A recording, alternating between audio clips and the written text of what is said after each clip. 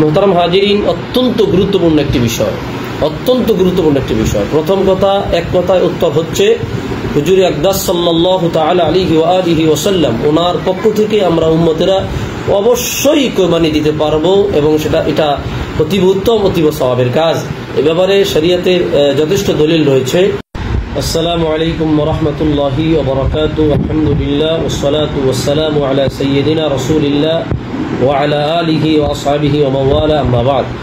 প্রিয় দিনী ভাই এবং বোন, আমাদের কাছে গুরুত্বপূর্ণ একটি প্রশ্ন ইতিমধ্যে এসেছে। প্রশ্নটি হচ্ছে, মুহাম্মদ সাল্লাল্লাহু আলাইহি সাল্লামের পক্ষ থেকে ওনার উম্মত বা আমরা কোরবানি দিতে পারবো কিনা এবং তা কতটুকু শরীয়ত সিদ্ধ, বিষয়টি নিয়ে আলোচনা করব। মুহতারাম হাজিরিন, অত্যন্ত গুরুত্বপূর্ণ একটি বিষয়।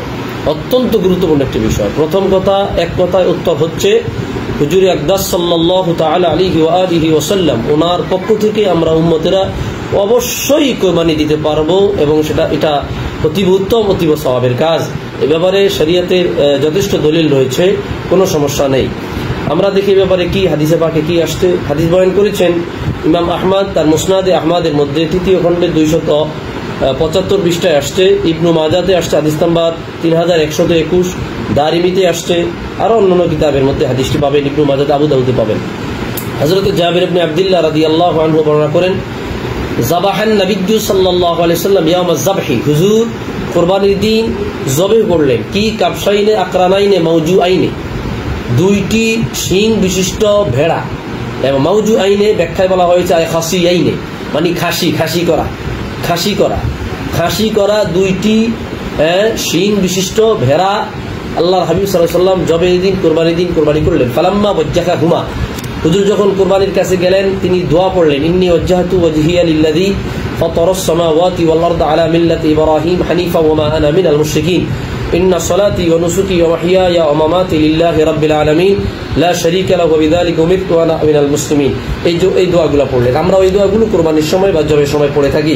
অনেকে এই দোয়াগুলোর ভিত্তি নাই বলে থাকেন, তাদের জন্য ভারাক্রান্ত, তাদের জন্য দুঃখ পরিতাপ। এখানে সরাসরি হাদিসে আসছে হুজুর কোরবানি বা জবের সময় এই দোয়াগুলো পড়তেন, আপনারা পড়বেন। হুজুর আকদাস সাল্লাল্লাহু আলাইহি ওয়াসাল্লাম এই দোয়া পড়ে বলতেন, আল্লাহুম্মা মিনকা ওয়া লাকা, হে আল্লাহ আপনার পক্ষ থেকে আপনার জন্য মিন মুহাম্মাদিন ওয়া উম্মতিহি, এই কুরবানি আপনার কাছে আপনি কবুল করেন, আপনার জন্য আমার পক্ষ থেকে এবং আমার উম্মতের পক্ষ থেকে। আন মুহাম্মাদিন ওয়া উম্মতিহি, আমি মুহাম্মদ সাল্লাল্লাহু আলাইহি ওয়াসাল্লামের পক্ষ থেকে এবং আমার উম্মতের পক্ষ থেকে। অথবা হুজুর বিসমিল্লাহি আল্লাহু আকবার বলতেন, সুম্মা যাবাহা, অথবা দোয়া জবাই করতেন।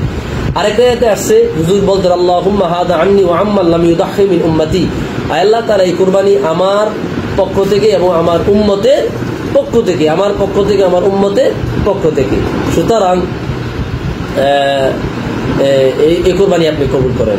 প্রিয় হাজিরিন, স্পষ্ট এই হাদিসে পাকের মধ্যে রাসূল পাক সাল্লাল্লাহু আলাইহি সাল্লাম উম্মতের পক্ষ থেকে কুরবানি করতেন। তো আল্লাহুম্মা হাদা আন্নি ওয়া আম্মান লাম ইউদাহি মিন উম্মতি, আল্লাহ এই কুরবানি আমার এবং আমার ওই উম্মতের পক্ষ থেকে যারা কুরবানি দিতে পারেনি। মুহতারাম হাজিরিন, এই হাদিসে স্পষ্ট বলা হয়েছে মুহাম্মদ সাল্লাল্লাহু আলাইহি সাল্লাম ওনার উম্মতের পক্ষ থেকে কুরবানি দিয়েছেন। হুজুর যদি উম্মতের পক্ষ থেকে কুরবানি দিতে পারেন, তাহলে আমরা কেন হুজুরের পক্ষ থেকে কুরবানি দিতে পারবো না? নির্দ্বিধায়, নিঃসন্দেহে, বিনা সন্দেহে, অতীব সওয়াবের নিয়তে, অতীব ফজিলত বরকতের আশায় আপনি হুজুর আকদাস সাল্লাল্লাহু আলাইহি ওয়াসাল্লাম ওনার পক্ষ থেকে কুরবানির এক নাম, এক ভাগ, একটা গরু, একটা ছাগল, একটা মহিষ আপনি দিতে পারবেন আপনার সামর্থ্য অনুযায়ী, সাধ্য অনুযায়ী। ইনশাআল্লাহ সেটা গরিব মিসকিনের আপনি বিলিয়ে দিবেন, অত্যন্ত সওয়াবের কাজ করতে পারবেন, কোনো সমস্যা নেই। আল্লাহ তাআলা আমাদের কুরবানি কবুল করুক, আমিন। আসসালামু আলাইকুম ওয়া রাহমাতুল্লাহ।